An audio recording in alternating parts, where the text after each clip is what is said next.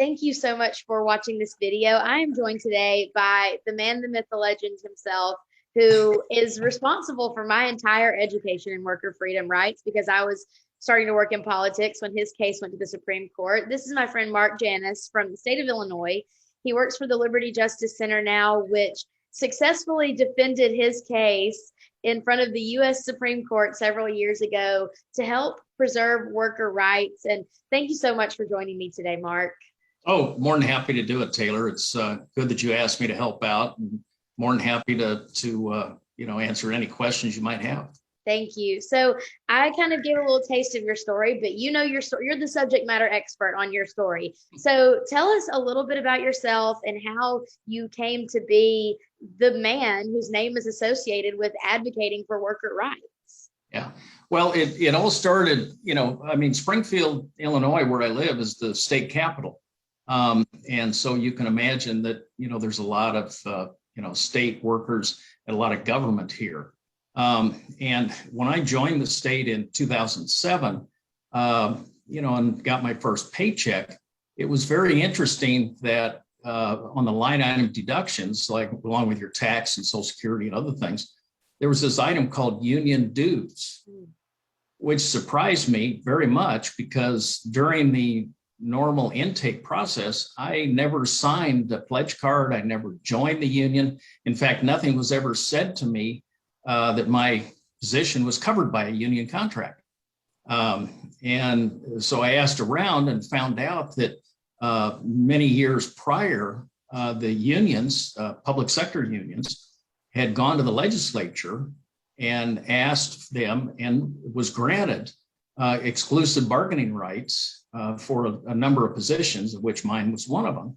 And part of that, I had to pay them what they called an agency fee in order to have my job. And if I didn't pay that fee, I couldn't hold my job, which I thought was, rather bizarre. And it's not right there. Yeah. Who wants to pay to have a job, right. And the like. So, but over the years, I didn't have any choice. So I started to see where the union in Illinois here was advocating for positions in politics that I just totally disagreed with.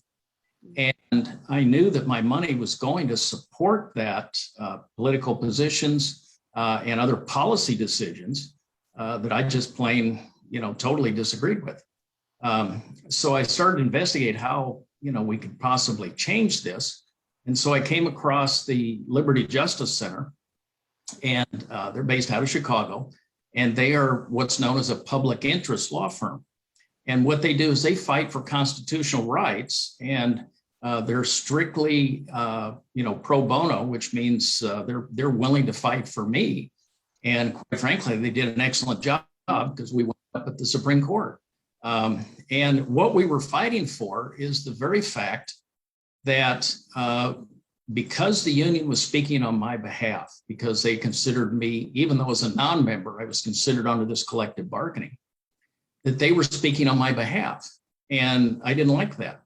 So therefore, the court decided that it was a violation of my First Amendment rights. And I think everybody knows very much about the First Amendment, freedom of speech, freedom of religion, and freedom of association.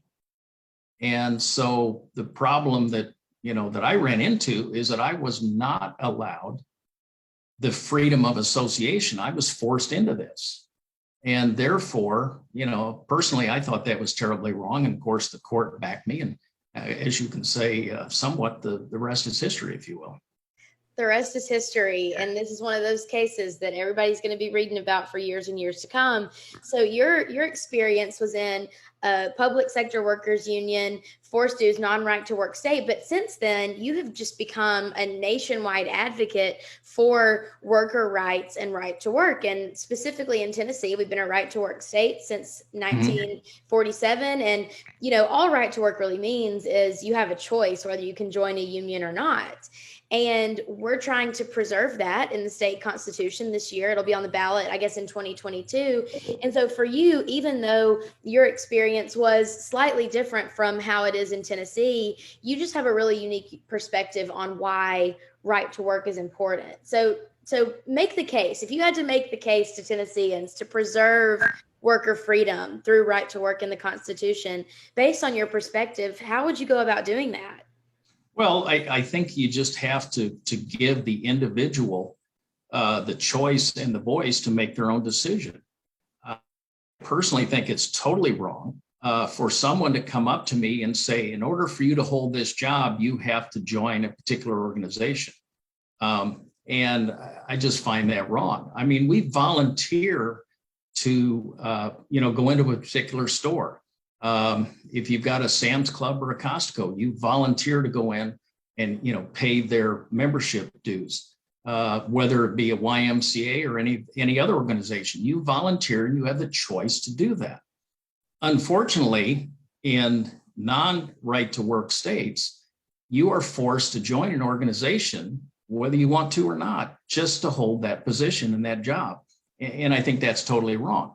Now, there's always the argument that, the unions put up that says, well, you have the right to work for less. Well, that's totally false, because in the cases and the statistics, most people that are in right to work states, they actually are paid better because, number one, they're paid better on this one side, but number two, they don't have to pay those dues, and they get to keep that money in their own pocket and decide for themselves how they want it spent.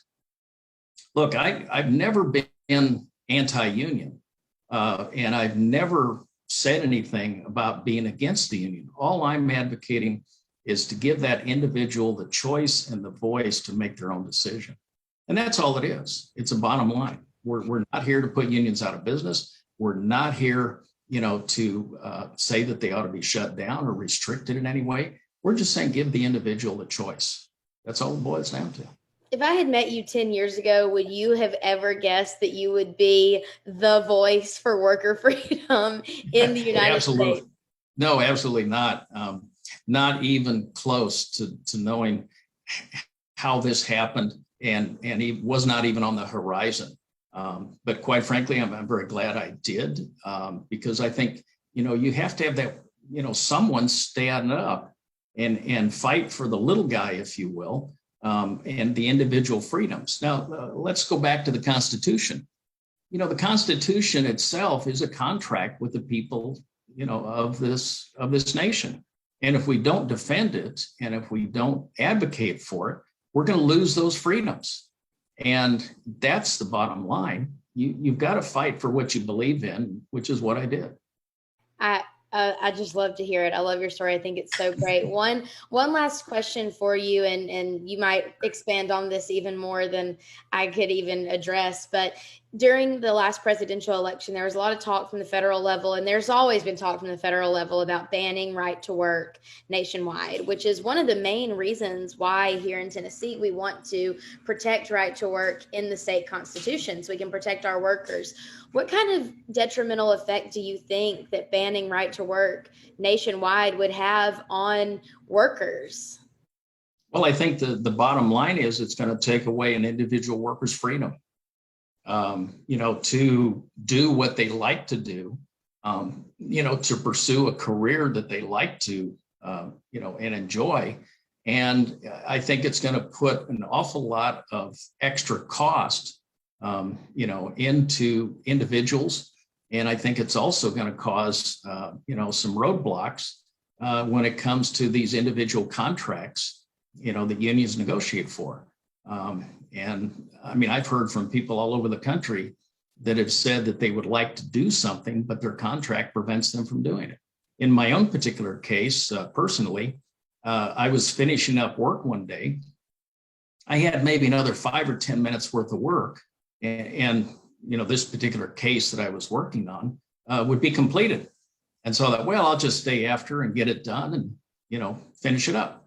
Well, I had a union person come up to me and say, you've got to go home. You can't stay an extra 5 or 10 minutes. You have to go home. I said, yeah, but if I have to come back and do this tomorrow, it's going to take me longer than this 5 minutes to finish it up. Well, I'm sorry, under a contract, you cannot stay over. You've got to leave. And I just felt that was totally wrong, because I worked in the private sector. and in the private sector, you put in the effort and you get rewarded for it. Unfortunately, under a union contract, you put in extra effort, you get nothing because everything is regulated, everything is mandated. Wow. So the freedom aspect goes even beyond free to join or not. It's free to work however you want to work. Exactly. I had no idea you went through that. Wow. Well, we are all thankful for what you did. And do you have any final thoughts for the people of Tennessee as they are considering a constitutional amendment on right to work this year? Well, I would say the most important thing is to, protect your freedom and protect your rights. Because as I, like to say, if we don't fight for them, we don't protect them, we're going to lose them. And this country was built on freedom. That's what our forefathers fought for.